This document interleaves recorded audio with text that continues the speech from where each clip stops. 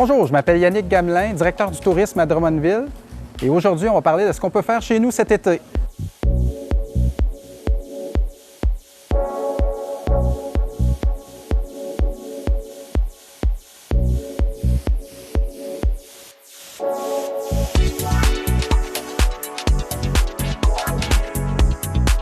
On se trouve présentement au Club de golf de Drummondville, un des beaux clubs de golf ici au Québec. Ça fait partie des choses qu'on peut faire malgré la pandémie.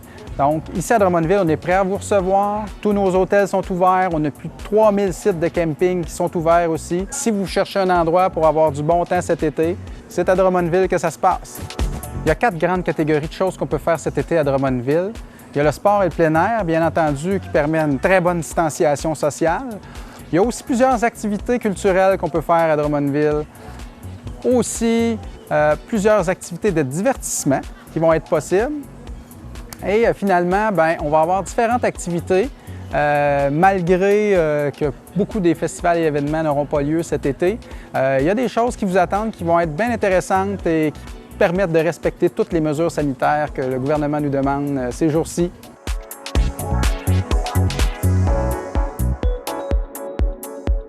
Côté sport, nature, plein air, un de nos grands incontournables, c'est bien sûr d'Arbre en Arbre Drummondville. C'est un endroit magnifique, splendide, au bord de la rivière Saint-François. On est juché très haut dans les arbres, une forêt mature excessivement majestueuse. Et en plus, aujourd'hui, durant ce tournage, on est en pleine canicule. Et en temps de canicule, dans les arbres, il fait plus frais. Donc, c'est une activité assez extraordinaire à faire durant l'été. Il y a aussi le réseau cyclable de la MRC de Drummond. On a plus de 200 km de circuits cyclables qui se font en sentier très plat. Et on a aussi une partie qu'on peut faire directement dans le parc régional de la forêt de Drummond, car la route verte numéro 4 la traverse sur plusieurs kilomètres. Donc, beaucoup de beaux vélos à faire dans la région de Drummondville. Il y a plusieurs activités gratuites aussi qu'on peut faire à Drummondville en plein air. On a de très beaux parcs comme le parc Audiat, le parc des Voltigeurs, mais vous allez aussi retrouver une magnifique promenade qui s'appelle la promenade Rivia, qui est au bord de la rivière Saint-François, accessible tout à fait gratuitement.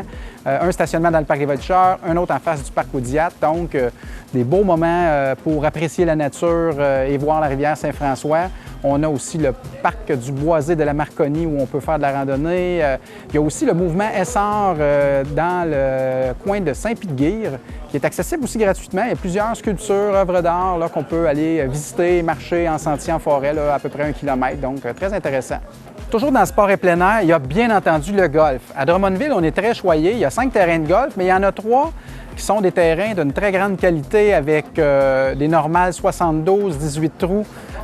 C'est possible de venir faire une belle escapade de 2 à 3 jours à Drummondville avec du beau golf en perspective. Et on en a un bel exemple ici au Club de golf de Drummondville, un des beaux terrains, comme je disais tout à l'heure, au Québec.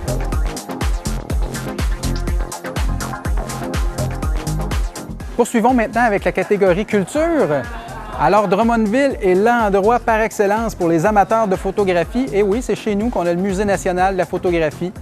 Le Musée national de la photographie, c'est quoi? On a d'abord des expositions permanentes où on peut voir l'histoire de la photographie, les premiers appareils, les appareils au cours de l'histoire. Vraiment intéressant d'y voir tout le genre d'appareils qu'il y a eu dans l'histoire de la photographie. Mais il y a aussi d'autres expositions qui sont des expositions temporaires ou itinérantes. Donc cet été, entre autres, on va avoir l'excellente Tsara Mode qui va nous présenter une exposition qui sort vraiment de l'ordinaire. Vraiment un endroit à visiter cet été. C'est pas trop cher, donc vous pouvez venir en couple ou en famille, quelque chose de bien le fun à faire. Il y a aussi le moulin à laine d'Alberton qui nous ramène plusieurs centaines d'années en arrière dans un vieux moulin à laine où on voit comment la laine était fabriquée autrefois. C'est un lieu pittoresque assez extraordinaire au contrefort des Appalaches, donc où les collines commencent à apparaître dans la région de Drummondville.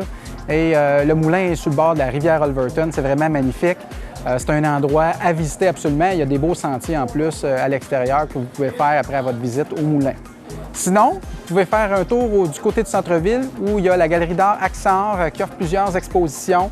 Et c'est gratuit, accessible gratuitement, une place à aller voir en même temps qu'un bon petit restaurant dans le centre-ville, par exemple, ou une petite marche au parc Audiat. Côté culturel, il y a aussi notre grand incontournable, le village québécois d'antan.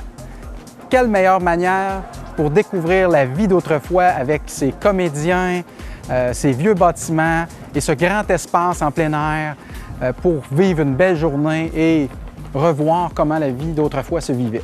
Au moment où on tourne ces images, on ne sait pas encore quelle sera exactement la réouverture du village québécois d'antan. On attend les dates de réouverture. Alors, si vous planifiez une visite de ce côté-là, bien, on vous invite à consulter le site web ou à les appeler pour bien planifier vos choses.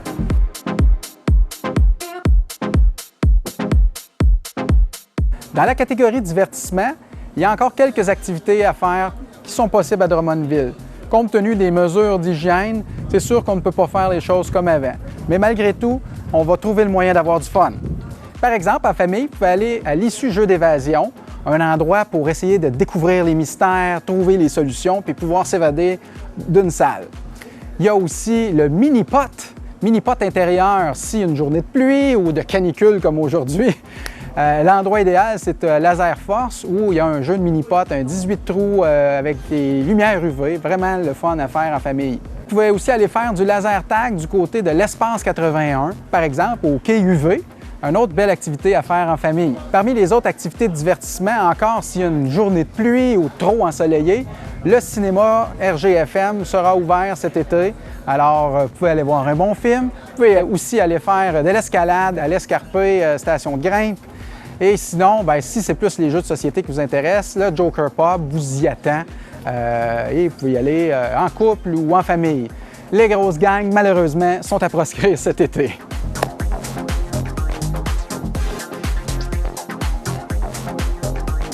Parlons maintenant d'événements et d'activités cet été.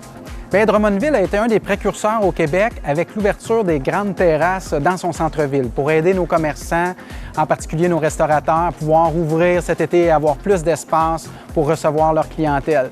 Eh bien, encore cet été, surveillez, il va y avoir des tables de pique-nique aménagées dans les parcs, il va y avoir des rues fermées et vous pourrez profiter de nos très bonnes tables au centre-ville et aller voir ce qui se passe et ce qui se trame à Drummondville. Malheureusement, il y a beaucoup de choses qu'on aurait beaucoup voulu voir qui ne pourront pas avoir lieu en raison de la COVID-19. Je parle entre autres du cirque Flip Fabrique qu'on devait voir se produire à l'amphithéâtre Saint-François pour une vingtaine de représentations, gratuites en plus. Alors, on a remis tout ça à l'an 2021. Alors, ce sera un rendez-vous pour venir nous voir. On avait aussi la pièce mythique, le Dîner de con à la Maison des Arts. Elle aussi est remise en 2021.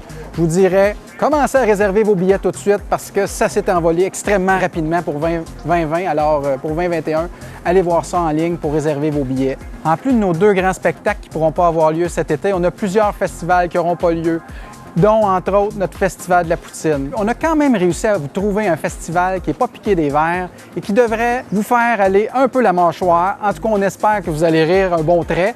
C'est le Festival Fauve, le Festival au volant, un festival d'humour qui va se passer comme dans le bon vieux temps du Cinéparc. Ce festival-là va avoir lieu du 24 au 25 juillet au Centre Expo Cogeco. On attend des milliers de visiteurs, mais vous allez être dans votre auto. Il va y avoir une grande scène avec plusieurs artistes de l'humour, de la relève, des vedettes.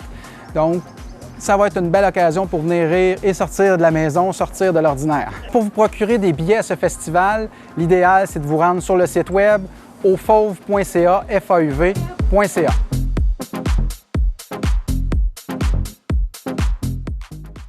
En terminant, j'aimerais vous parler d'un nouveau coup de cœur à Drummondville. Et là, je parle d'une route panoramique. Des belles balades à faire en auto ou en moto, en convertible, en VR. On parle de 200 km de belles routes qui vont longer la rivière Saint-François et on a baptisé ce circuit panoramique le Tour de la Saint-François. Une des particularités de ce circuit panoramique, c'est qu'il est situé à la jonction de deux autres routes touristiques extrêmement reconnues au Québec. Et j'ai nommé le chemin des cantons qui sillonne tous les cantons de l'Est. Et au nord du Tour de la Saint-François, notre route panoramique à nous, il y a aussi la route 132 et la route des navigateurs, en fait, qui part de la région de Pierreville et qui s'en va jusqu'à Sainte-Luce, là, à la frontière du Bas-Saint-Laurent et de la Gaspésie. Donc, c'est vraiment, Drummondville est une escale assez extraordinaire entre ces deux grandes routes touristiques et on a une belle route qu'on peut faire pour découvrir notre région.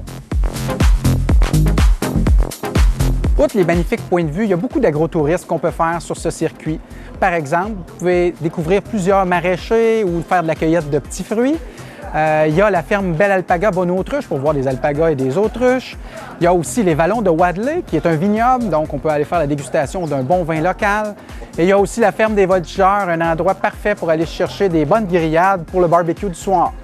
Et voilà ce qui complète notre tour d'horizon de ce qu'on pourra faire cet été à Drummondville. On espère que vous viendrez faire votre tour chez nous. Et en terminant, je vous dirais, à Drummondville, on en a juste assez pour s'évader.